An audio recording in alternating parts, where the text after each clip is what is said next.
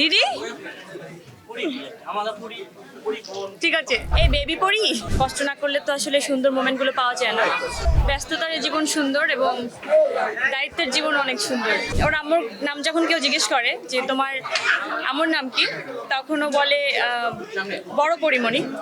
আর যখন ও আমাকে সারাক্ষণ আসলে বাচ্চা ট্রিট করে, যে লাইক আমি যদি কিছু করি, ও যদি কিছু পছন্দ না হয় বা ও কিছু আমাকে বলতে চায়, তাহলে বলে এই বেবি পড়ি বেবি পড়ি বলে আমাকে।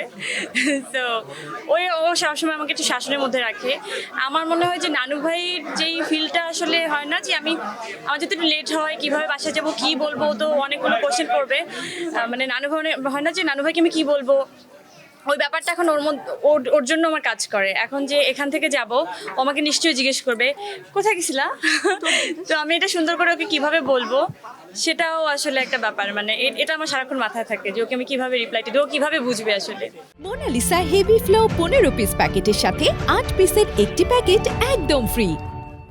ধামাকা আসলে কোনটা সেটা তো জানি না। আমি আসলে চাই যে আমার সাধ্যের মধ্যে যতটুকু মনে হয় এটা আসলে আমার জন্য প্রপার একটা ঠিকঠাক মতো কাজ হয়, আমি সেটাই আসলে করি। এখন কোনটা আসলে সেইটার মধ্যে ধামাকাদার হয়ে যাবে, সেটা তো আসলে বলে কয়ে আসলে আমি মানে করতে পারবো না, দেখা যাবে।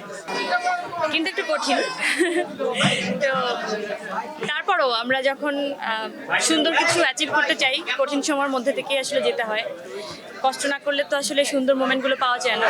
বছরের শুরুটা অনেক ভালো যাচ্ছে এবং আমার মনে হয় যে পুরো বছরটাই এরকম সুন্দর করে আসলে আমি যেভাবে গ্র্যাব করেছি, পুরো কাজে প্ল্যানিং করেছি, তাতে মনে হয় আমার আসলে পুরো বছরটাই অনেক সুন্দর যাবে, কাজের মধ্যে দিয়ে যাবে। একরকম দেখতে আপনার ভালো লাগতো?